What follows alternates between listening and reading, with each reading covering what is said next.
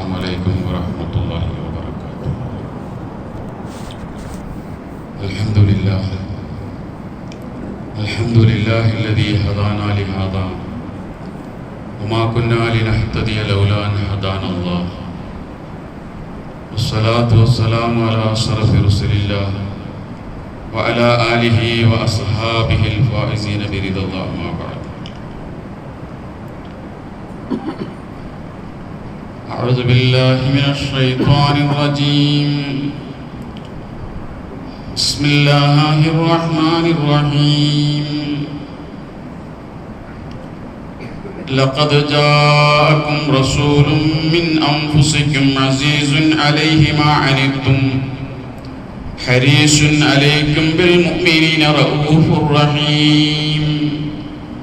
فإن تولوا فقل حسبي الله لا إله إلا هو عليه توكلت هو رب العرش العظيم.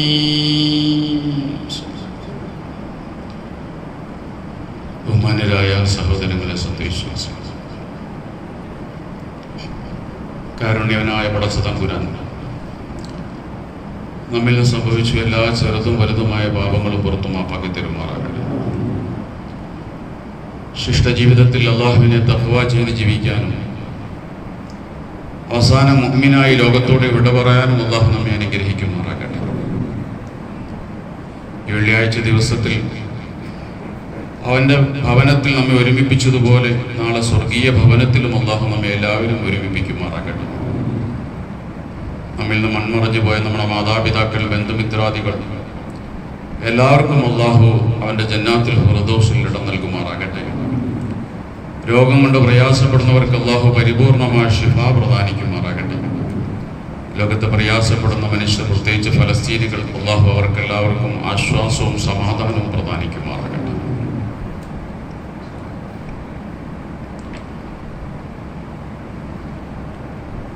1935 തമിഴ്നാട്ടിലെ കോയമ്പത്തൂരിൽ ജനിക്കുകയും 1987 പരിശുദ്ധമായ ഇസ്ലാമിലേക്ക് കടന്നു വരികയും ചെയ്ത അറിയപ്പെട്ട ഒരു തമിഴ് സാഹിത്യകാരനാണ് അബ്ദുള്ള അടിയാർ. അദ്ദേഹം പരിശുദ്ധ ഇസ്ലാമിലേക്ക് കടന്നു വരാനുണ്ടായ സാഹചര്യങ്ങളെക്കുറിച്ചും പ്രവാചക തിരുമേനിയെക്കുറിച്ച് പഠിച്ചപ്പോൾ ആ പ്രവാചക തിരുമേനിയുടെ വ്യക്തിത്വവുമായി ബന്ധപ്പെട്ട് അദ്ദേഹത്തെ സ്വാധീനിച്ച ചില കാര്യങ്ങളെ സംബന്ധിച്ച് അദ്ദേഹം ഞാൻ സ്നേഹിക്കുന്ന ഇസ്ലാം എന്ന പേരിൽ എഴുതിയ ഗ്രന്ഥത്തിൽ വിശദീകരിക്കുന്നുണ്ട്. അതിൽ വളരെ പ്രാധാന്യത്തോടെ അദ്ദേഹം എടുത്തു പറഞ്ഞ ഒന്ന് രണ്ട് കാര്യങ്ങൾ. തമിഴ്നാട്ടിലൂടെ ഒഴുകുന്നൊരു നദിയാണ് വൈഗാ നദി. മുമ്പ് രാജഭരണം നിലനിന്നിരുന്ന കാലത്ത് വൈഗാ നദിയിൽ നിന്നും മണ്ണ് കോരുമ്പോൾ ആ മണ്ണ് ചുമക്കുന്ന തൊഴിലാളികളുടെ കൂട്ടത്തിൽ ഒരു ഋഷിയും ഉണ്ടായിരുന്നു. അഥവാ ഒരു ഹൈന്ദവ പുരോഹിതൻ, ഒരു മതമേലധ്യക്ഷൻ. അദ്ദേഹവും കൂലിക്ക് വേണ്ടി മണ്ണ് ചുമക്കുന്നവരുടെ കൂട്ടത്തിൽ മണ്ണ് ചുമന്നു. പക്ഷെ വിവരമറിഞ്ഞ രാജാവ് ഈ ഋഷിയുടെ തലയിലേക്ക് മണ്ണ് വെച്ചു കൊടുത്ത ആളെ വിളിച്ചു വരുത്തി ശിക്ഷ ഏർപ്പെടുത്തി. കാരണം ഋഷിമാർ, മുനിമാർ എന്നൊക്കെ പറഞ്ഞാൽ അവർ സമുദായത്തിന്റെ നേതാക്കളാണ്. അവരെ കൊണ്ടൊന്നും പണിയെടുപ്പിക്കാൻ പാടില്ല. അതുകൊണ്ടാണ് ഋഷിയുടെ തലയിലേക്ക് മണ്ണ് വെച്ചു കൊടുത്ത ആളെ രാജാവ് ശിക്ഷിച്ചത്. അബ്ദുള്ള അടിയാർ പറയാണ്, ഈ അനുഭവം മുന്നിൽ വെച്ചുകൊണ്ട് ഞാൻ മദീനയിലേക്ക് നോക്കി. അവിടെ ഞാൻ കണ്ടത് മദീന പള്ളിയുടെ നിർമ്മാണം നടക്കുകയാണ്. സഹാബത്ത് അത്യുത്സാഹത്തോടു കൂടി പള്ളിക്ക് വേണ്ടി കല്ലും മണ്ണും ചുമക്കുകയാണ്. അവിടെ ഒരു നേതാവുണ്ട്, പേര് മുഹമ്മദ് എന്നാണ്, സല്ലല്ലാഹു അലൈഹി വസല്ലം. ആ നേതാവും ആ അനുയായികളോടൊപ്പം കല്ല് ചുമക്കുകയാണ്. ഇതെന്നെ വല്ലാതെ ആശ്ചര്യപ്പെടുത്തി. ഇവിടെ ഒരു ഋഷിവര്യന്റെ തലയിൽ മണ്ണ് ചുമന്നപ്പോൾ അദ്ദേഹം കൂലിക്ക് വേണ്ടി ചുമന്നിട്ട് പോലും അദ്ദേഹത്തിന്റെ തലയിലേക്ക് മണ്ണ് വച്ച ആളെ രാജാവ് ശിക്ഷിക്കുന്നു. അവിടെ ലോകത്തിന്റെ നേതാവ് പള്ളി നിർമ്മാണത്തിന് വേണ്ടി അനുയായികളെ പോലെ തലയിൽ മണ്ണും കല്ലും വെച്ച് ചുമക്കുന്നു. ഇങ്ങനൊരു വ്യക്തിത്വം എനിക്ക് കാണാൻ കഴിഞ്ഞത് ലോകത്ത് മുഹമ്മദ് നബിയിലല്ലാതെ മറ്റാരിലും ഇല്ല എന്ന് അബ്ദുള്ള അടിയാർ സാക്ഷ്യപ്പെടുത്തുന്നുണ്ട്. പിന്നെ അദ്ദേഹം പറഞ്ഞൊരു കാര്യം, പാല് കുടിക്കുന്ന രാജാക്കന്മാരെ കുറിച്ച് ഞാൻ കേട്ടിട്ടുണ്ട്, പാലിൽ കുളിക്കുന്ന രാജാക്കന്മാരെ കുറിച്ച് ഞാൻ കേട്ടിട്ടുണ്ട്. പക്ഷേ പാല് കറക്കുന്ന ഒരു രാജാവിനെ കുറിച്ച് ഞാൻ ആദ്യമായി കേട്ടത് അത് മുഹമ്മദ് മുസ്തഫയിൽ നിന്നാണ് സല്ലല്ലാഹു അലൈഹി വസല്ലം. സുഹൈലത്ത് ആയിഷത്തു റളിയല്ലാഹു അൻഹ, ആയിഷ ബിയോട് ചോദിക്കപ്പെട്ടു, മാക്കാന യസ്നഹു റസൂലുള്ളാഹി സ്വല്ലല്ലാഹു അലൈഹി വസല്ലം ഫി അഹ്ലിഹി, നബി തിരുമേനി വീട്ടിലേക്ക് വന്നാൽ എന്തായിരുന്നു അവിടുത്തെ ജോലി? അതറിയുന്നയാൾ ആയിഷ ബി ആണല്ലോ. അപ്പോൾ ആയിഷ റളിയല്ലാഹു തആല അൻഹ പറഞ്ഞത്, കാന ഫീ മിഹനത്തി അഹ്ലിഹി, റസൂൽ സല്ലല്ലാഹു അലൈഹി വസല്ലം വീട്ടിൽ വന്നാൽ വീട്ടു ജോലികളിൽ വ്യാപൃതനാകും. യുഖീദു സൗബഹു, റസൂൽ സല്ലല്ലാഹു അലൈഹി വസല്ലം വസ്ത്രം തുന്നും. വയഹ്സിഫു നഅലഹു, ചെരുപ്പ് പൊട്ടിപ്പോയാൽ ചെരുപ്പ് തുന്നും. വയഹ്ലിബു ഷാത്തഹു, വീട്ടിൽ ആടിനെ കറക്കും. ഇതൊക്കെയായിരുന്നു റസൂൽ സല്ലല്ലാഹു അലൈഹി വസല്ലം വീട്ടിൽ വന്നാൽ ചെയ്തിരുന്ന ജോലികൾ.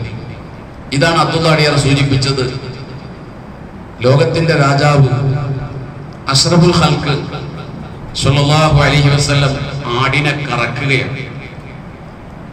പാല് കുടിക്കുക മാത്രമല്ല, പാലിൽ കുളിച്ചിട്ടില്ല, പക്ഷെ പാല് കറന്നെടുത്തു ആ രാജാവ്. അങ്ങനെ ഒരു രാജാവിനെ കുറിച്ച് ഞാൻ ആദ്യമായിട്ടാണ് കേൾക്കുന്നത്. നബി തിരുമേനി സല്ലല്ലാഹു അലൈഹി വസല്ലം വ്യക്തിത്വം ലോകത്ത് ഏതൊരു മനുഷ്യനെയും ആകർഷിക്കുന്ന വ്യക്തിത്വമുണ്ട്. ആ വ്യക്തിത്വത്തെ കുറിച്ച് പഠിക്കാൻ നമ്മൾ തയ്യാറായാൽ അതിന് തുല്യതയുള്ള ഒരു വ്യക്തിത്വത്തെ ലോകത്ത് കണ്ടെത്താൻ കഴിയില്ല. സാധാരണ മണ്ണിൽ കിടന്നുറങ്ങുന്ന പ്രവാചകൻ, യുദ്ധത്തിൽ പ്രവാചകൻ സൈന്യാധിപനാണ്, പള്ളിയിൽ വന്നാൽ പള്ളിയിലെ ഇമാമാണ്, മദീന രാജ്യത്ത് മദീനയുടെ രാജാവാണ്, ജിബ്രീൽ അലൈഹിസ്സലാം വഹിയുമായി വരുമ്പോൾ അവിടെ ഒരു പഠിതാവാണ്. ഇങ്ങനെ എല്ലാമായ റസൂൽ സല്ലല്ലാഹു അലൈഹി വസല്ലം വീട്ടിലെ ജീവിതം, അവിടുത്തെ വ്യക്തിത്വം, ചിലപ്പോഴൊക്കെ മണ്ണിൽ കിടന്നുറങ്ങും, ചിലപ്പോൾ ഒരു പായ വിരിച്ചിട്ട് അതിനകത്ത് കിടന്നുറങ്ങും. ഉമർ ഇബ്നുൽ ഖത്താബ് റളിയല്ലാഹു അൻഹു ഒരിക്കൽ നബി തിരുമേനിയെ സന്ദർശിക്കാൻ വേണ്ടി വരുമ്പോൾ അവിടെ നിന്ന് ഉറക്കം എഴുന്നേറ്റിരിക്കുകയാണ്. ആ തുടുതുടുത്ത ശരീരത്ത്, അതിന്റെ പുറം ഭാഗത്ത് ഈത്തപ്പന ഓലയുടെ അടയാളങ്ങൾ ഇങ്ങനെ കാണാൻ കഴിയുന്നുണ്ട്. ഉമർ ഇബ്നുൽ ഖത്താബ് റളിയല്ലാഹു അൻഹു കരഞ്ഞുകൊണ്ട് ചോദിക്കുന്നുണ്ട്, നബിയെ, കിസ്റ കൈസർ രാജാക്കന്മാർ അവരെത്ര സുഖത്തിലാണ് ജീവിക്കുന്നത്, പട്ടുമെത്തയിൽ കിടന്നുറങ്ങിയല്ലേ, അങ്ങാരാണ്? അങ്ങയുടെ പുറത്ത് ഈ അടയാളം കണ്ടിട്ട് എനിക്ക് സഹിക്കാൻ കഴിയുന്നില്ലല്ലോ എന്ന് ഉമർ ഇബ്നുൽ ഖത്താബ് റളിയല്ലാഹു അൻഹു കരഞ്ഞുകൊണ്ട് പറഞ്ഞപ്പോൾ ആ നബി തിരുമേനി പറഞ്ഞത്, ഉമറേ, അവരൊക്കെ ദുനിയാവിൽ സുഖിക്കേണ്ടവരാണ്, അവരുടെ സുഖം ദുനിയാവിലാണ്. മാലി വലി ദുനിയ, എനിക്ക് ഈ ദുനിയാവുമായി എന്ത് ബന്ധം? ഞാൻ പരലോകത്തേക്ക് വേണ്ടി വന്നവനല്ലേ, സ്വർഗത്തിലേക്ക് ആളുകളെ തയ്യാറാക്കാൻ വേണ്ടി വന്നവനല്ലേ ഞാൻ. എനിക്ക് ദുനിയാവുമായിട്ട് എന്ത് ബന്ധം? എനിക്കിത് മതി. ഞാനിവിടെ മിസ്കീനായി ജീവിച്ചുകൊള്ളാം, ഞാൻ മിസ്കീനായി മരിച്ചുകൊള്ളാം. നാളെ മിസ്കീന്മാരുടെ കൂട്ടത്തിൽ ഞാൻ സ്വർഗത്തിൽ അവിടെ ഉണ്ടായിക്കൊള്ളാം. നബി തിരുമേനിയുടെ തലയിണ എന്ന് പറയുന്നത് അവിടുത്തെ മേൽമുണ്ട് രണ്ടായി മടക്കിയിട്ടാണ് തലയിണ വയ്ക്കുക. ഒരു ദിവസം ഏതോ ഒരു ഭാര്യ അത് നാലാക്കി മടക്കി തലയിണയാക്കി വെച്ചു. അന്നൊരല്പം കൂടുതൽ ഉറങ്ങിപ്പോയി. രാവിലെ റസൂൽ സല്ലല്ലാഹു അലൈഹി വസല്ലം ഭാര്യയോട് പറഞ്ഞത്, എന്നെ വല്ലാതെ ഉറക്കിക്കളഞ്ഞു അല്ലേ, എന്റെ മേൽകൊണ്ട് പഴയതുപോലെ രണ്ടാക്കി മടക്കി വെച്ചാൽ മതി, അത് നാലാക്കി മടക്കേണ്ടതില്ല. അവിടുത്തെ വീട് ചുടാത്ത ഇഷ്ടിക കൊണ്ട് നിർമ്മിച്ച വീടാണ്. അതിന്റെ മേൽക്കൂര എന്ന് പറയുന്നത് ഈത്തപ്പന ഓലകളാണ്. ഇമാം ബുസീരി പറഞ്ഞതുപോലെ ഇല്ലാഞ്ഞിട്ടല്ല, കിട്ടാഞ്ഞിട്ടല്ല, മലകൾ വന്ന് പ്രവാചകന്റെ മുന്നിൽ വന്ന് കെഞ്ചി, ഞങ്ങളൊന്ന് സ്വർണമാകട്ടെ റസൂലെ, ഞങ്ങൾ അങ്ങേക്ക് വേണ്ടി ഒന്ന് സ്വർണമായി തരാം. അവിടെയും റസൂൽ സ്വല്ലല്ലാഹു അലൈഹി വസല്ലം അനുവദിച്ചില്ല. കിട്ടാഞ്ഞിട്ടല്ല, പക്ഷേ ആ സുഖങ്ങൾ വേണ്ടെന്ന് വെച്ച വ്യക്തിയായിരുന്നു റസൂലുള്ളാഹി സ്വല്ലല്ലാഹു അലൈഹി വസല്ലം. ഉമർ ഇബ്നുൽ ഖത്താബിന്റെ കാലഘട്ടം പല രാജ്യങ്ങളും ഇസ്ലാമിന് കീഴിൽ വന്നു. ബൈത്തുൽ മാലിൽ ധാരാളം സമ്പത്തുണ്ടായി. ഹഫ്സ റളിയല്ലാഹു അൻഹ നബി സല്ലല്ലാഹു അലൈഹി വസല്ലം ഭാര്യയാണ്, ഉമറിന്റെ മകളാണ്. ഉമറിനോട് പറയുന്നുണ്ട്, ഉമറെ പാപ്പ, നിങ്ങൾ ഖലീഫയാണ്, നിങ്ങളെ സന്ദർശിക്കാൻ വേണ്ടി വിദേശത്തു നിന്ന് ഒരുപാട് ആളുകൾ വരും, പ്രത്യേകിച്ച് ഭരണാധികാരികൾ. അവരുടെ മുന്നിൽ നിങ്ങളൊരു മാർദ്ദവമായൊരു വസ്ത്രം ധരിച്ച് ഇരുന്നുകൂടെ? ഒരാളെ വച്ച് കുറച്ച് ഭക്ഷണം തയ്യാറാക്കി അവർക്കൊക്കെ ഒന്ന് കൊടുത്തുകൂടെ? അപ്പോൾ ഉമർ റളിയല്ലാഹു അൻഹു റസൂലിന്റെ ജീവിതം ഹഫ്സയുടെ മുന്നിലേക്ക് അങ്ങ് കെട്ടഴിക്കുകയാണ്. ഹഫ്സയ്ക്കും അറിയാമത്, അവിടെ നിന്ന് സഹിച്ച പട്ടിണി, അവിടുത്തെ ത്യാഗം, ഇതെല്ലാം ഇങ്ങനെ പറഞ്ഞപ്പോൾ ഉമറും കരഞ്ഞുപോയി, ഹഫ്സയും അവിടെ ഇരുന്ന് കരഞ്ഞുപോയി. ഇതാണ് ലോകത്തിന്റെ മാതൃകയായ ലോകഗുരു റസൂലുള്ളാഹി സ്വല്ലല്ലാഹു അലൈഹി വസല്ലമയുടെ വ്യക്തിത്വം എന്ന് പറയുന്നത്. വിദേശങ്ങളിൽ പോയിട്ടുള്ള സഹാബാക്കൾ, ഭരണാധികാരികൾ അവരുടെ മുന്നിൽ പ്രജകൾ സുജൂദ് ചെയ്യുന്നത് കണ്ടിട്ടുണ്ട്. കിസ്റയുടെയും കൈസറിന്റെയും ഒക്കെ മുന്നിൽ പ്രജകൾ സുജൂദ് ചെയ്യാറുണ്ട്. ചില സഹാബാക്കൾ നബിയോട് ചോദിച്ചു, ഞങ്ങളും അങ്ങയുടെ മുന്നിൽ സുജൂദ് ചെയ്യട്ടെ നബിയെ? റസൂൽ സല്ലല്ലാഹു അലൈഹി വസല്ലം പറഞ്ഞു, പാടില്ല. ലൗ അമർതു അഹദൻ അൻ യസ്ജുദ ലി അഹദിൻ ലഅമർതുൽ മർഅത അൻ തുസ്ജുദ ലി സൗജിഹാ. അല്ലാഹു അല്ലാത്ത ആർക്കെങ്കിലും വേണ്ടി സുജൂദ് ചെയ്യാമായിരുന്നെങ്കിൽ, അതിന് ഞാൻ കൽപ്പിക്കുമായിരുന്നെങ്കിൽ, ഭർത്താവിന്റെ മുന്നിൽ സുജൂദ് ചെയ്യാൻ ഭാര്യയോട് കൽപ്പിക്കുമായിരുന്നു. അതുകൊണ്ട് ആരുടെ മുന്നിലും സുജൂദില്ല, എനിക്ക് വേണ്ടി നിങ്ങൾ സാഷ്ടാംഗം ചെയ്യാൻ പാടില്ല. ഒരിക്കലൊരു സഹാബി നബിയെ വിളിച്ചു, യാ സയ്യിദ, നേതാവേ എന്ന് വിളിച്ചു. റസൂൽ സല്ലല്ലാഹു അലൈഹി വസല്ലം പറഞ്ഞു, അല്ല, യഥാർത്ഥ സയ്യിദ് അല്ലാഹുവാ, സയ്യിദ് അല്ലാഹുവാ. ഒരാൾ വിളിച്ചു ഖൈറുൽ ബശർ, മനുഷ്യരിൽ ഏറ്റവും ഉത്തമൻ എന്ന നബിയെ വിളിച്ചു. നബി സല്ലല്ലാഹു അലൈഹി വസല്ലം പറഞ്ഞു, അത് ഇബ്രാഹിമാണ്. വിനയം നിങ്ങൾ ആലോചിച്ചു, മനുഷ്യന്റെ വ്യക്തിത്വം നിങ്ങൾ ആലോചിച്ചു. ഒരിക്കൽ പറഞ്ഞു, യൂനുസ് നബിയേക്കാൾ ശ്രേഷ്ഠനാണ് ഞാൻ എന്ന് ആരും പറയരുത്. അങ്ങനെ പറയാൻ പാടില്ല. യൂനുസാണ് ശ്രേഷ്ഠൻ. മറ്റൊരാളുടെ വ്യക്തിത്വവും ശ്രേഷ്ഠതയും അംഗീകരിച്ചു കൊടുക്കുക. എല്ലാവരുടെ മുന്നിലും പുഞ്ചിരിക്കുന്ന മുഖഭാവം, ആരോടും ദേഷ്യമില്ല, ആരോടും ഇന്നവരെ കലഹിച്ചിട്ടില്ല, ആരോടും ഒരു പ്രശ്നത്തിൽ റസൂൽ സല്ലല്ലാഹു അലൈഹി വസല്ലം പോയിട്ടില്ല. ആര് സഹായം ചോദിച്ചാലും ആരെയും സഹായിക്കും, ശത്രുവിനെ പോലും സഹായിക്കും.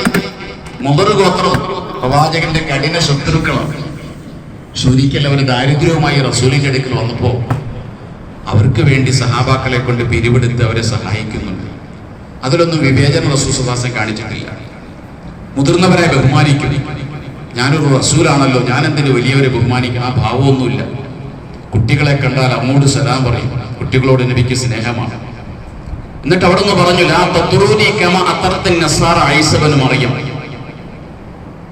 ക്രിസ്ത്യാനികൾ മറിയമിന്റെ പുത്രൻ ഈസയെ അതിരുവിട്ട് ബഹുമാനിച്ചതുപോലെ എന്നെ നിങ്ങൾ ബഹുമാനിക്കരുത്. ഇന്നമാന അബ്ദുല്ലാഹി വ റസൂലുഹു, ഞാൻ അള്ളാഹുവിന്റെ ഒരു അടിമയാണ്, അള്ളാഹുവിന്റെ റസൂലാണ്. ക്രിസ്ത്യാനികൾ അതിരുവിട്ട് ബഹുമാനിച്ചു, അവർ ഈസയെ ദൈവമാക്കി. എന്നെ നിങ്ങൾ അങ്ങനെ ബഹുമാനിക്കരുത്. ഒരാളെ കണ്ടാൽ റസൂൽ സല്ലല്ലാഹു അലൈഹി വസല്ലം സലാം പറയും, കൈ കൊടുക്കും. ആദ്യം കൈ വലിക്കൂല. അയാളെ കൈവലിച്ചല്ലാതെ റസൂൽ സല്ലല്ലാഹു അലൈഹി വസല്ലം ഒരിക്കലും കൈവലിക്കൂല. ഒരാൾ വന്ന് റസൂലിന്റെ മുന്നിൽ നിന്ന് വിറയ്ക്കുന്നുണ്ട്. അങ്ങയെ കണ്ടിട്ട് പേടിച്ചിട്ട് വിറയ്ക്കുന്നുണ്ട്. റസൂൽ അവരോട് പറയുന്നുണ്ട്, നിങ്ങൾ എന്തിനാ എൻ്റെ മുന്നിൽ വിറയ്ക്കുന്നത്? ഞാൻ ആരാ? ഈ മദീനയിൽ, ഈ മക്കയിൽ ഉണക്കമാംസം കഴിച്ച് നടന്നൊരു പെണ്ണിന്റെ മോനാ ഞാൻ. എന്നെ കണ്ട പേടിക്കണ്ട, വിറയ്ക്കണ്ട. ഇത്ര വിനയമാണ്. ഉണക്കമാംസം ചുട്ടു തിന്നുക എന്ന് പറഞ്ഞാൽ മദീനക്കാരുടെ, മക്കാരുടെ ഒരു പ്രധാന സാധാരണ രീതിയാണ്. ഞാനൊരു സാധാരണ മനുഷ്യൻ, ഒരു സാധാരണ ഈ രീതിയിൽ ജീവിച്ച ഒരു സ്ത്രീയുടെ മകനാണ്. എന്നെ നിങ്ങൾ ഭയപ്പെടേണ്ടതില്ല, പേടിക്കേണ്ടതില്ല. ആരെയും റസൂൽ സല്ലല്ലാഹു അലൈഹി വസല്ലം വേദനിപ്പിച്ചിട്ടില്ല, ആരെയും വേദനിപ്പിച്ചിട്ടില്ല. ആ തൃക്കൈ കൊണ്ട് ആരെയും അടിച്ചിട്ടില്ല. ദീനിന്റെ കാര്യങ്ങളിലല്ലാതെ നബി സല്ലല്ലാഹു അലൈഹി വസല്ലം ആരോടും ദേഷ്യപ്പെട്ടിട്ടില്ല. ദീനിന്റെ കാര്യങ്ങൾ ലംഘിക്കപ്പെട്ടാൽ മാത്രമേ എൻ്റെ വിശ്വാസം ദേഷ്യപ്പെട്ടിട്ടുള്ളൂ. നബി തിരുമേനി ഉമ്മിയായിരുന്നു, എഴുത്തും വായനയും അറിയാത്ത ആളാണ്. അത് തുറന്നു സമ്മതിച്ചു. ഇന്ന് നമുക്ക് വിദ്യാഭ്യാസം ഇല്ലെങ്കിൽ അത് ഇല്ലെന്ന് തുറന്നു പറയാൻ മടിയാണ്. നമ്മുടെ പ്രധാനമന്ത്രിയുടെ ബിരുദ സർട്ടിഫിക്കറ്റ് കൊണ്ടിട്ട് കൊല്ലം എത്രയും നടക്കും, ഇതുവരെ കിട്ടിയിട്ടില്ല. അവിടെയാണ് വിശ്വാസം. ഞാൻ ഉമ്മിയാണ്, എനിക്കറിയില്ല, എനിക്ക് എഴുതാനും വായിക്കാനും അറിയില്ല. തുറന്നു സമ്മതിക്കുകയാണ് തൻ്റെ ആ അജ്ഞത. ജിബ്രീൽ മാലാഖ വന്നല്ലോ ഹിറാ ഗുഹയിൽ, ഓതെന്ന് പറഞ്ഞു മുഹമ്മദ് മാനബിക്കാരി, എനിക്ക് ഓതാൻ അറിയില്ല. വീണ്ടും പറഞ്ഞു ഓത്. മാനബിക്കാരി, എനിക്ക് ഓതാൻ അറിയില്ല, ഞാൻ എഴുത്തു പഠിച്ചിട്ടില്ല, ഞാൻ വായന പഠിച്ചിട്ടില്ല. അപ്പൊ തന്റെ അക്ഷരാഭ്യാസമില്ലായ്മ തുറന്നു പറയാൻ റസൂൽ സല്ലല്ലാഹു അലൈഹി വസല്ലം തയ്യാറായിരുന്നു. ഇതാണ് ആ പ്രവാചകന്റെ വ്യക്തിത്വം. ആ നബിയുടെ 20 വല്യപ്പമാരുടെ പേര് മനപ്പാടമാണ്. നമ്മുടെ മദ്രസകളിൽ കുട്ടികൾ പഠിക്കുന്നുണ്ട്. 20 വല്യപ്പമാരുടെ പേരറിയാം. നമ്മളിൽ ആർക്കാണ് നമ്മുടെ വാപ്പയുടെ പേരിനുപരി വല്യപ്പയുടെ പേരറിയാവുന്ന എത്ര പേരുണ്ട്? ചുരുക്കം ആളുകളുണ്ടാവും. അതിന്റെ വാപ്പയുടെ പേര് ചോദിച്ചാൽ ആർക്കാണ് പറയാൻ കഴിയും? പോട്ടെ, നമ്മുടെ രാഷ്ട്രപിതാവാണല്ലോ ഗാന്ധിജി.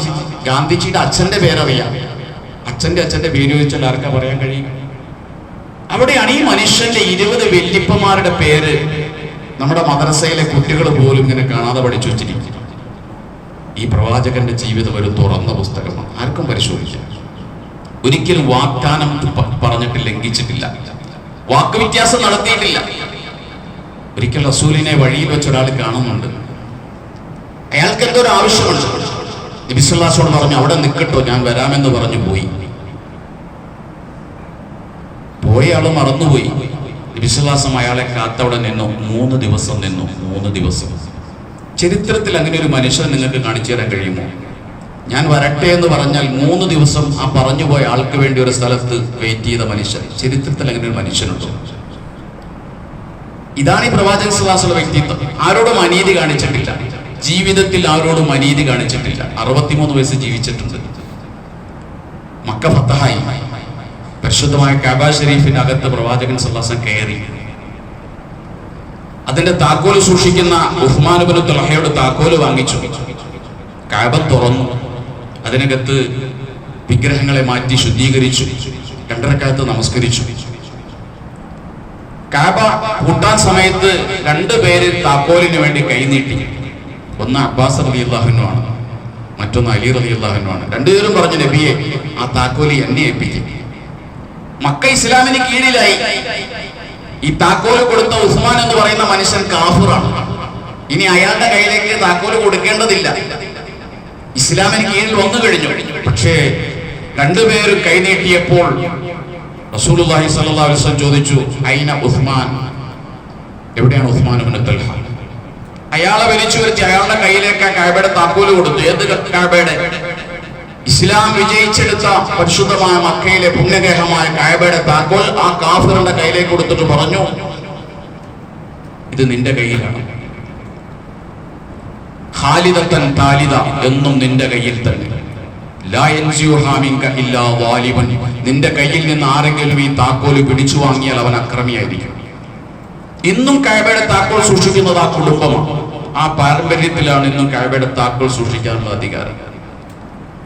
ഒരിക്കലും വാക്കുവ്യത്യാസം നടത്തിയിട്ടില്ല, വഞ്ചന കാണിച്ചിട്ടില്ല, അനീതി ആരോടും കാണിച്ചിട്ടില്ല. ജീർണതയുടെ കാലഘട്ടത്തിലാണ് പ്രവാചകൻ ജീവിച്ചത്, 6-ാം നൂറ്റാണ്ടിൽ. പക്ഷേ ഒരു വേണ്ടായത്തരം പോലും പ്രവാചകൻ ചെയ്തിട്ടില്ല. ഒരു തെറ്റുകുറ്റം പോലും റസൂൽ സല്ലല്ലാഹു അലൈഹി വസല്ലം ചെയ്തിട്ടില്ല. പൊങ്ങച്ചം റസൂലിനുണ്ടായിരുന്നില്ല. ആരുടെ മുന്നിലും റസൂൽ സല്ലല്ലാഹു അലൈഹി വസല്ലം പൊങ്ങച്ചം പറഞ്ഞിട്ടില്ല. അത് നിബിധങ്ങളുടെ രീതിയായിരുന്നില്ല. ഒരിക്കലും ഒരു അൻസാരിയുടെ കല്യാണം നടക്കുകയാണ്. ചെറിയ പെൺകുട്ടികൾ ആ കല്യാണ സദസ്സിലിരുന്ന് ദഫ് മുട്ടി പാട്ട് പാടുന്നുണ്ട്. അവർ നബിയെ പ്രശംസിച്ചുകൊണ്ട് ചില പാട്ടുകളൊക്കെ പാടി. കൂട്ടത്തിൽ അവർ പാടി, നാളെ എന്ത് വരുമെന്ന് അറിയാവുന്ന ഒരു പ്രവാചകൻ ഞങ്ങളുടെ കൂട്ടത്തിലുണ്ട്. നാളെ എന്ത് നടക്കുമെന്ന് അറിയാവുന്ന ഒരു പ്രവാചകൻ ഞങ്ങളുടെ കൂട്ടത്തിലുണ്ട്. അപ്പോൾ റസൂൽ സല്ലല്ലാഹു അലൈഹി വസല്ലം പറഞ്ഞത് പാടരുത്. നാളെ എന്ത് നടക്കുമെന്ന് എനിക്കറിയില്ല, അത് പടച്ചോനല്ലേ അറിയൂ.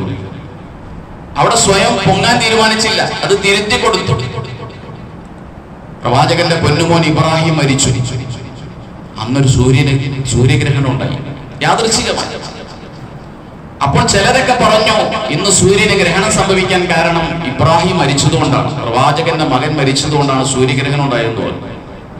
സുസല്ലാസം തിരുത്തി കൊടുത്ത്, ഇല്ല, എൻ്റെ മകൻ മരിച്ചതുകൊണ്ട് സൂര്യന് ഗ്രഹണം ഉണ്ടാവില്ല. ഇന്ന ശംസ വൽ ഖമറ ആയത്താനി മിൻ ആയാത്തില്ല. സൂര്യനും ചന്ദ്രനൊക്കെ പടച്ചോന്റെ വലിയ വലിയ ദൃഷ്ടാന്തങ്ങളാണ്. ലാ യൻഖസിഫാനി ലിമൗതി അഹദിൻ വലാ ലിഹയാതിഹി. ആരെങ്കിലും ജനിച്ചതിന്റെ പേരിലോ ആരെങ്കിലും മരിച്ചതിന്റെ പേരിലോ ഇതിനൊന്നും ഒരിക്കലും ഒരു ഗ്രഹണം സംഭവിക്കില്ല. ഇങ്ങനെ പ്രവാചകൻ സല്ലല്ലാഹു അലൈഹി വസല്ലം സ്വന്തം പൊങ്ങാൻ തീരുമാനിച്ചില്ല. തന്നെ ആരും പൊക്കണമെന്ന് ആഗ്രഹിച്ചില്ല. താൻ വരുമ്പോൾ എഴുന്നേറ്റ് നിൽക്കണമെന്ന് ആഗ്രഹിച്ചില്ല. ഇതിനെയൊക്കെ പ്രവാചകൻ സല്ലല്ലാഹു അലൈഹി വസല്ലം നിരുത്സാഹപ്പെടുത്തി. ഒരിക്കൽ ഒരാൾ പ്രവാചകന്റെ മുന്നിൽ പറയുന്നുണ്ട്, മാഷാ അല്ലാഹു വ റസൂലുഹു, അള്ളയും റസൂലും തീരുമാനിച്ചാൽ നടക്കും, ഈ കാര്യം നടക്കും. അപ്പൊ വിശ്വാസം അങ്ങനെ പറയരുത്. അള്ളാഹ് തീരുമാനിച്ചാൽ നടക്കും എന്ന് പറഞ്ഞാൽ മതി, റസൂലിന് അതിൽ അധികാരമില്ല. തിരുത്താണ് റസൂൽ സല്ലല്ലാഹു അലൈഹി വസല്ലം. ഇതാണ് പ്രവാചകൻ സല്ലല്ലാഹു അലൈഹി വസല്ലം വ്യക്തിത്വം. അബ്ദുള്ള അടിയാറിനെ ഇസ്ലാമിലേക്ക് കൊണ്ടുവന്ന, ലോകത്ത് കോടിക്കണക്കായ മനുഷ്യന്മാരെ ഈ ആദർശത്തിന്റെ പിന്നിൽ അണിനിരത്തിയത് ഈ പ്രവാചകൻ സല്ലല്ലാഹു അലൈഹി വസല്ലം വ്യക്തിത്വമാണ്. കാന ഖുലുഖുഹു അൽ ഖുർആൻ. നബിതങ്ങൾ ഖുർആനിന്റെ ഒരു പ്രവൃത്തി, ഖുർആൻ എന്താണെന്ന് പ്രവൃത്തി പദത്തിലൂടെ കാണിച്ചു തന്ന റസൂലായിരുന്നു നബി സല്ലല്ലാഹു അലൈഹി വസല്ലം. ഖുർആനിൽ എന്തു പറഞ്ഞു അതാണ് നബിയുടെ സ്വഭാവം. ഇന്നമാ ബുഇസ്തു ലിഉതമ്മിമ മകാരിമൽ അഖ്ലാഖ്. സൽസ്വഭാവങ്ങളെ പൂർത്തീകരിക്കാനാണ് എന്നെ അല്ലാഹു തആല നിയോഗിച്ചത്. ഞാനത് പൂർത്തീകരിച്ചു. മാത്രമല്ല, നബി തിരുമേനിയുടെ ഏറ്റവും പ്രധാനപ്പെട്ട 3 മഹത്വങ്ങൾ എന്ന് പറയുന്നത്, ഒന്ന്, ഒരു സമഗ്രമായ ആദർശം ലോകത്തിന് സമ്മാനിച്ചു എന്നുള്ളതാണ്. സമഗ്രമായ ഒരു ആദർശം, ആർക്കും ഒരു കുറ്റവും പറയാനില്ല. പരിശുദ്ധ ഇസ്ലാമിന്റെ ഏതെങ്കിലും നിയമങ്ങളെ കുറിച്ച് അത് ശരിയല്ല എന്ന് പറയാൻ, കൃത്യമായ നിലപാടെടുത്ത് പറയാൻ ആർക്കും കഴിഞ്ഞിട്ടില്ല, ഇന്നേവരെ കഴിഞ്ഞിട്ടില്ല. ഇസ്ലാമിനെ ഇന്ന് പ്രതിസ്ഥാനത്ത് നിർത്തുന്നുണ്ട്. അത് ഇസ്ലാമിന്റെ കുഴപ്പമല്ല.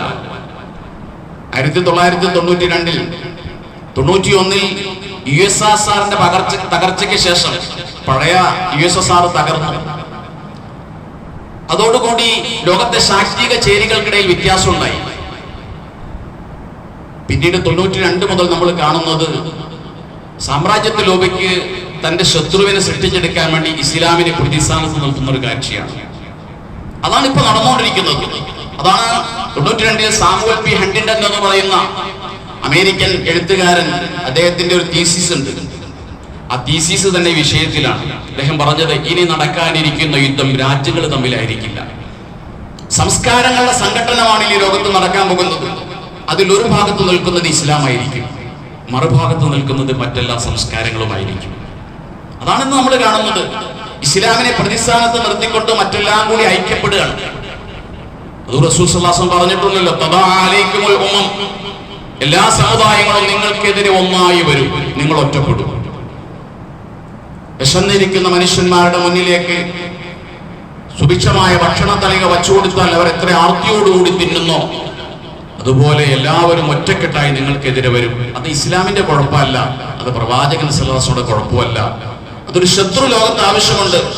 91-ന് ശേഷം ലോകം കണ്ടിരിക്കുന്ന ശത്രു ഇസ്ലാമാണ്. നബി തിരുമേനി ലോകത്തിന് പഠിപ്പിച്ചു കൊടുത്ത ആദർശം സമഗ്രമാണ്. ഒരു കുഴപ്പവും അതിനകത്തില്ല, ഒരു കുറവുമില്ല.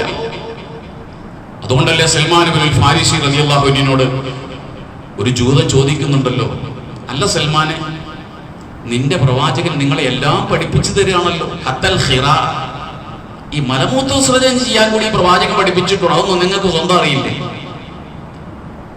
അതും ഈ നബി പഠിപ്പിക്കണോ? സൽമാനുൽ ഫാരിസി റളിയല്ലാഹു അൻഹു അഭിമാനത്തോടെ പറയുന്നുണ്ട്, അജൽ, അതെ, ഞങ്ങൾക്ക് എങ്ങനെ മലമൂത്ര വിസർജനം ചെയ്യണമെന്ന് നബി പഠിപ്പിക്കണം. ഞങ്ങൾക്ക് അതിന് നിയമമുണ്ട്. ടോയ്ലറ്റിൽ കയറി കഴിഞ്ഞാൽ കിബിലക്ക് അഭിമുഖമായിരിക്കരുതെന്ന് നബിയാണ് ഞങ്ങളെ പഠിപ്പിച്ചത്. 3 കല്ലിനേക്കാൾ കുറഞ്ഞതുകൊണ്ട് ശുദ്ധീകരിക്കരുതെന്ന് ഈ പ്രവാചകനാണ് ഞങ്ങളെ പഠിപ്പിച്ചത്. അതുകൊണ്ട് ഞങ്ങൾക്ക് അതിനും കൃത്യമായൊരു നിയമമുണ്ട്. ഈ നിയമം നബി പഠിപ്പിച്ചതാണ്. അതുകൊണ്ട് സമഗ്രമായ ഒരു ആദർശം ലോകത്തിന് സംഭാവന ചെയ്യാൻ കഴിഞ്ഞ ലോകത്തെ ഏക വ്യക്തി അത് റസൂലുള്ളാഹി സ്വല്ലല്ലാഹു അലൈഹി വസല്ലം മാത്രമാണ്. രണ്ടാമത്, ഈ ആദർശം സ്വന്തം ജീവിതത്തിലൂടെ ജീവിച്ച് കാണിച്ചു തന്നു. അതെല്ലാവർക്കും കഴിയില്ല. താൻ പറഞ്ഞ ആദർശം അത് പ്രായോഗികമായ ഒരു ബുദ്ധിമുട്ടുള്ള കാര്യമല്ല എന്ന് സ്വന്തം ജീവിതത്തിലൂടെ 23 വർഷം കൊണ്ട് കാണിച്ചു തന്നിട്ടാണ് റസൂൽ സല്ലല്ലാഹു അലൈഹി വസല്ലം ഇവിടുന്ന് പോയത്. അതൊരു പ്രയാസമല്ല. നമുക്കെല്ലാം 5 നേരം നിസ്കാരം നിർബന്ധമാക്കിയപ്പോൾ ആ പ്രവാചകൻ രാത്രി കാലങ്ങളിൽ സുന്നത്ത് നിസ്കരിച്ചു. അവിടുത്തെ കാലിൽ നീര് കെട്ടി. നമ്മളോട് നിസ്കരിക്കാൻ പറഞ്ഞിട്ട് നബി പോയി ഉറങ്ങുമായിരുന്നില്ല. അവിടെ നിന്ന് സുന്നത്ത് നിസ്കരിച്ചിട്ട് കാലിൽ നീര് കെട്ടി. പ്രിയപത്നി ആയിഷ ബീവി ചോദിക്കുന്നുണ്ട്, എന്തിനാ നബി ഇത്ര കഷ്ടപ്പെടുന്നത്? അങ്ങക്ക് പോയി കിടന്ന് ഉറങ്ങിക്കൂടി? അത് ഗഫറല്ലാഹു ലക മാ തഖദ്ദമ മിൻ ദംബിക മാ തഅഖർ. മുൻകഴിഞ്ഞ പാപങ്ങളും വരാനിരിക്കുന്ന പാപങ്ങളുണ്ടെങ്കിൽ അതും എല്ലാം അല്ലാഹു പുറത്തു തന്ന പ്രവാചകരെ എന്തിനീ കഷ്ടപ്പെടണം?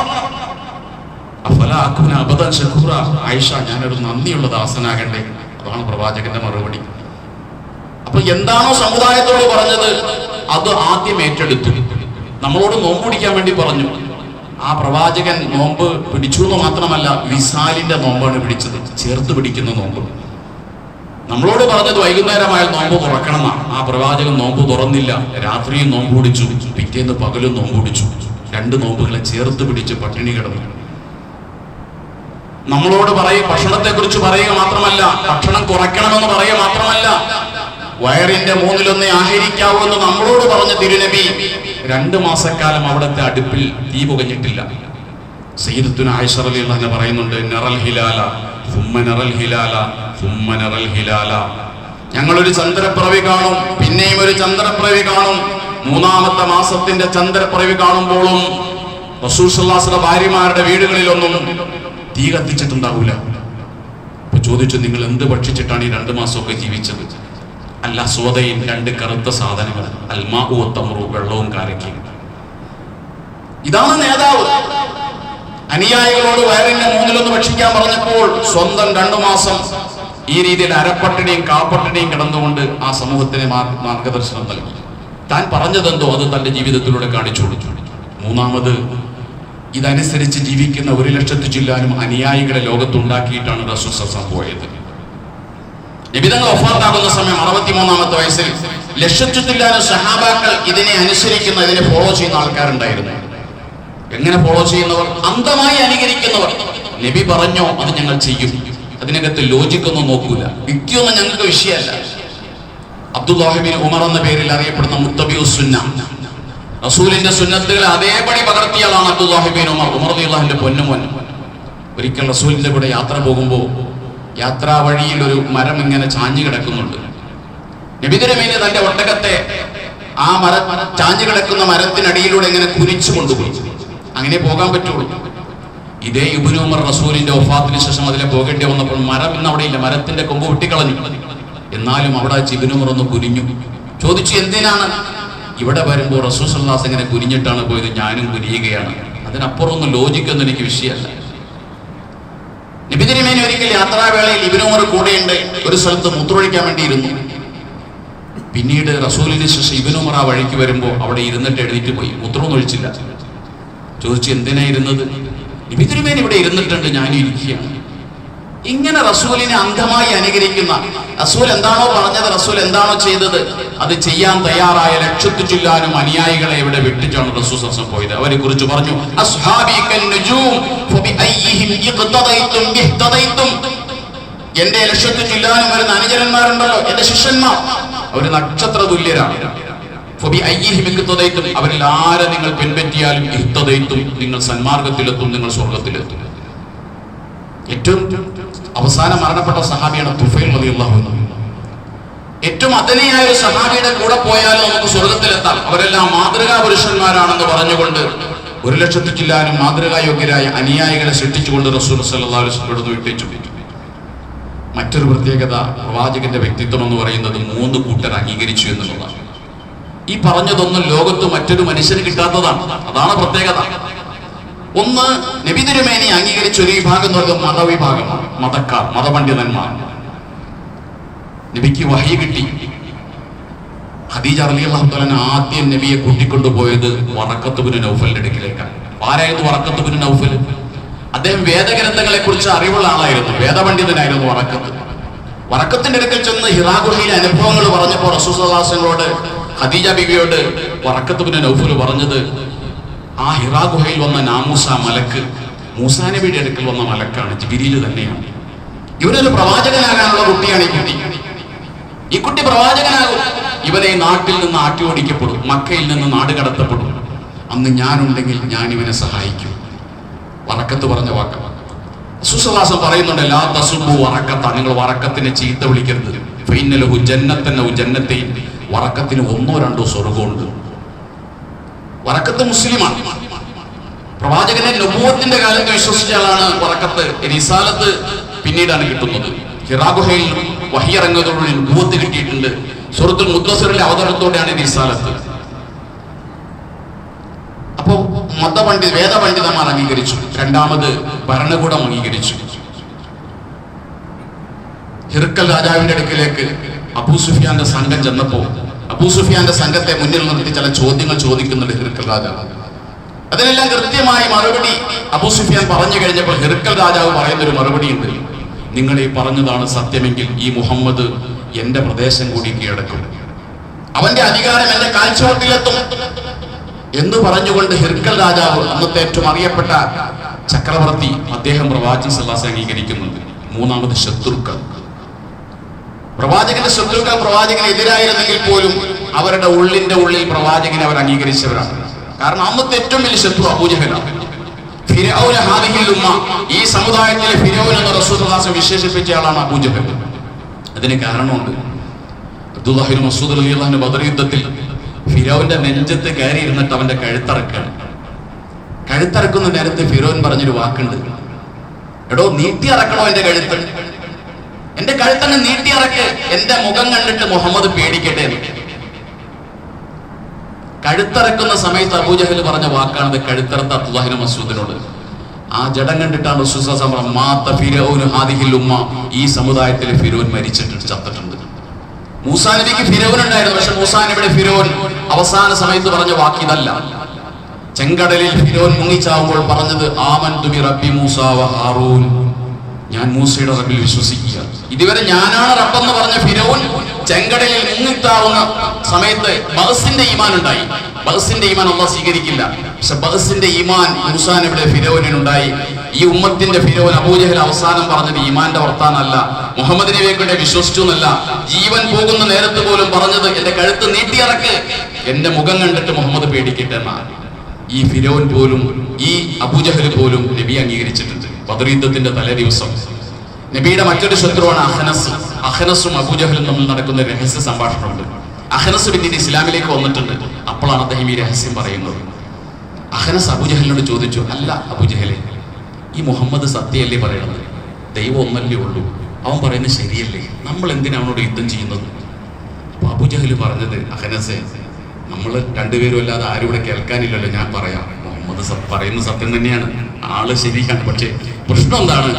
നമ്മൾ ഈ മുഹമ്മദിനെ അംഗീകരിച്ചാൽ അബ്ദുമനാഫിന്റെ കുടുംബവും നമ്മളും തമ്മിൽ മത്സരത്തിലായിരുന്നു പല കാര്യങ്ങളിലും. കാബയുടെ സംരക്ഷണത്തിന്റെ വിഷയത്തിൽ, ഹാജിമാർക്ക് വെള്ളം കൊടുക്കുന്ന വിഷയത്തിലൊക്കെ.